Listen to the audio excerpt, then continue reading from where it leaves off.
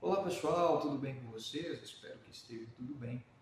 Hoje, de um outro lugar, nós vamos dar continuidade falando a respeito dos traumas psicológicos, como vocês me pediram, e nós vamos falar um pouquinho sobre como lidar com os traumas psicológicos. Se você não viu o vídeo a respeito de como os traumas psicológicos são formados, vai estar em um dos lugares aqui em cima, ou também vou deixar aí na descrição do vídeo para você estar acompanhando, tá bom?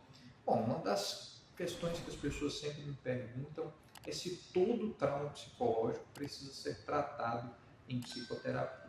Isso vai depender muito do trauma, logicamente. Se é um trauma que atrapalha muito a sua vida, ou se é um trauma muito grave, logicamente que te causa ansiedade, que te causa depressão, que te causa outros transtornos psicológicos, é necessário sim a busca de um profissional da área da psicologia e da psiquiatria em muitos casos, tá certo?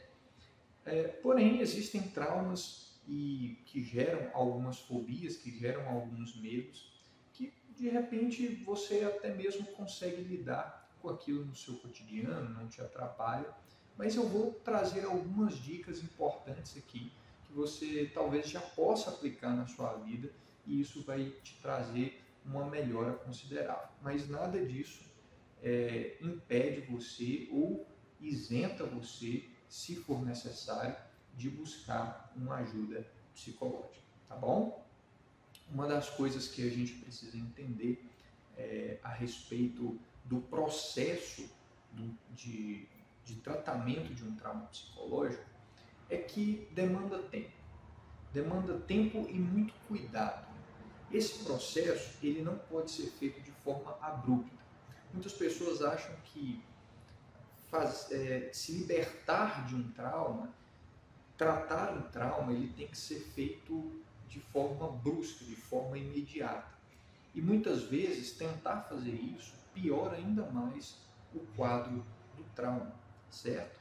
Tanto o transtorno de estresse pós-traumático, que provém de uma situação muito drástica, muito impactante do ponto de vista estressor do nosso sistema nervoso central, até traumas muito pequenos, né, digamos, muito pequenos que causam poucos sintomas, todos esses traumas eles precisam ter cuidado, eles precisam ter um olhar cuidadoso a respeito de cada um deles, certo? Então, quando a gente fala de trauma, nós estamos falando a respeito de memórias traumáticas. Nós estamos referindo a situações traumáticas que aconteceram lá no passado e que agora, no presente, impactam a sua vida e também, ao mesmo tempo, lança luz sobre um futuro que talvez não seja muito bom para você e com isso você fica mais ansioso, né? Diante disso, nós temos um processo de reestruturação cognitiva e de reestruturação de memória, onde durante o procedimento da psicoterapia vai ser feito uma varredura, né? Uma identificação daqueles pensamentos que fazem você perceber ou lembrar daquela memória específica e desencadear todo o sistema de ansiedade ou de depressão, ok? Então, a primeira coisa é você identificar quais são os pensamentos que você tem diante daquela memória, certo? Então, sempre quando você lembra daquela situação traumática, né, qual o pensamento que vem de imediato, que a gente chama de pensamento automático? Qual o pensamento automático que vem de imediato na sua mente? Faça esse exercício. A partir desse pensamento, anote esse pensamento e aí sim você vai conseguir ir trabalhando para ver se existem evidências que corroboram com aquele pensamento. Aquele pensamento diz o que a respeito de você, diz o que a respeito do outro, aquele pensamento diz o que a respeito do futuro, certo? Diante dessa situação, identificar os pensamentos são muito importantes. O princípio da psicoterapia é é a identificação dos pensamentos e a identificação dos sintomas, que vem o segundo passo, você identificar quais sintomas que aquela lembrança te gera. É taquicardia, é sudorese, é tremor, é tristeza, é angústia? Qual tipo de sentimento, qual tipo de reação fisiológica que você tem diante daquela memória traumática?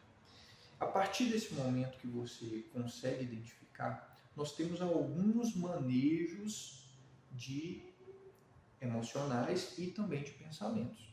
Alguns manejos emocionais e alguns manejos de pensamento.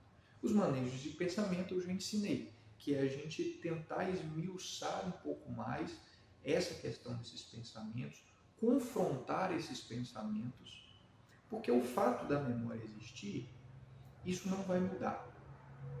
O fato da memória estar ali presente no seu cérebro, isso não vai mudar.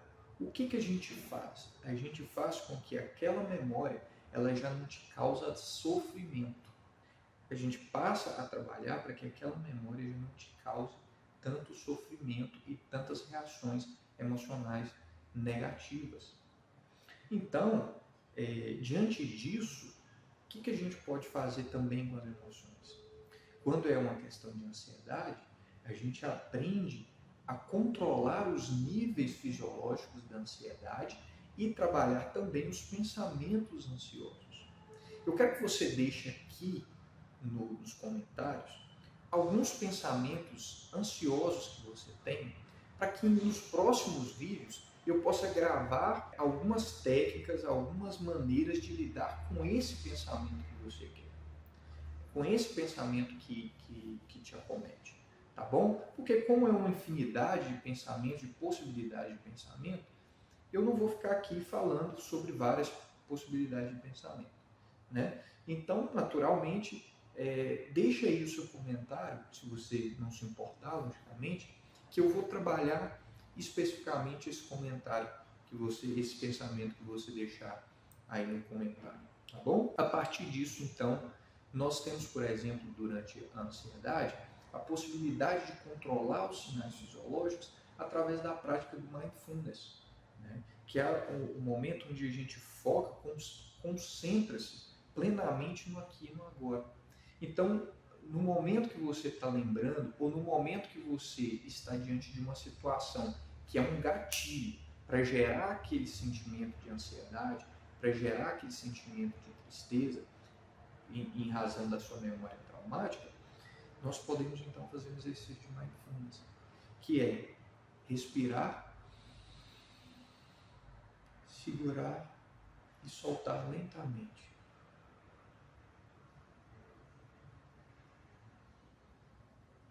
Então você respira, segura e solta.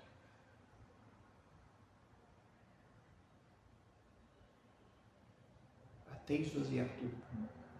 Fazendo isso, concentrando-se na sua memória, concentrando-se na sua respiração, melhor dizendo, concentrando-se nas coisas que estão ao seu redor, no aqui e no agora, concentrando-se talvez em um objeto específico do seu ambiente e fazendo esse exercício de relaxamento, de respiração, que vai te ajudar muito também.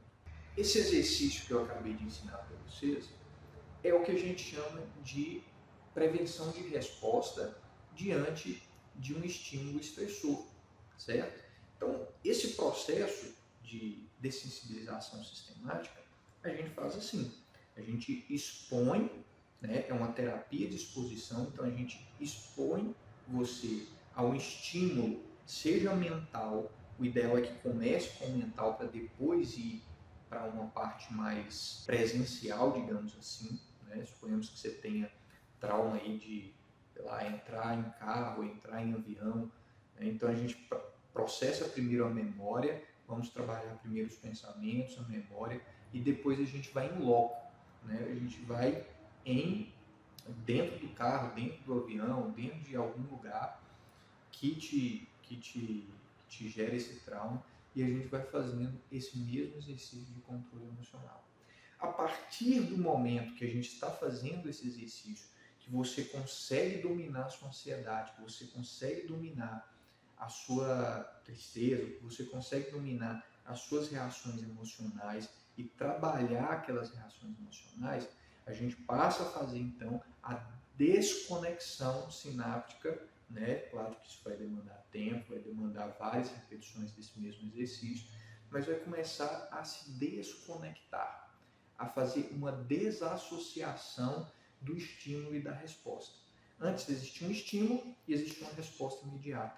Agora a gente tira esse automático e a gente passa a fazer uma desconexão do estímulo e da resposta. Isso que a gente chama de dessensibilização sistemática. A gente vai progressivamente fazendo esse processo para desconectar. Então, aquela memória é aí que entra a grande questão, né? Que aquela memória ela vai permanecer na sua mente.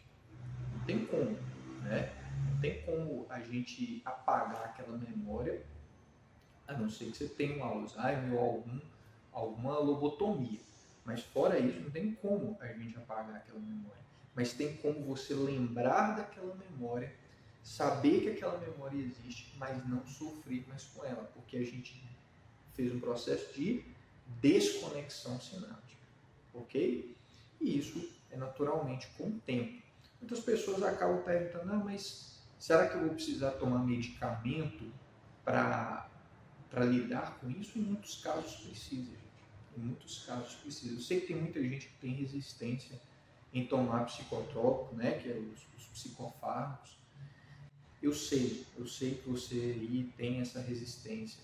Porém, em muitos casos é necessário para a gente poder conseguir fazer um trabalho mais rápido ou até conseguir fazer o trabalho de fato, né? Para a gente conseguir ir caminhando aos poucos diante desse evento traumático, dessa memória traumática, ok?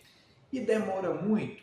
Bom, as pesquisas atuais revelam que a terapia cognitivo-comportamental associada à terapia farmacológica tende a demorar aí, em média, de 24 sessões até 36 sessões, mais ou menos. Fazendo um cálculo aqui, vai dar aí, em média, vamos ver aí, 6 meses a um ano, um pouco mais, um pouco menos. Isso vai depender também da continuidade, do procedimento, da terapia. Pessoal, eu quero deixar aqui o meu muito agradecimento aí para vocês, tá? Que está acompanhando o nosso recém-lançado canal. Quero te pedir cordialmente que deixe o seu like, que se inscreva no nosso canal, que compartilhe o nosso canal com as pessoas, tá bom? Que direcione esse vídeo para outras pessoas, combinado? E ative o sininho aí também, faça todas essas coisas aí que vocês já estão careca de saber no YouTube. E muito obrigado, que Deus abençoe você, cuide de você e até a próxima.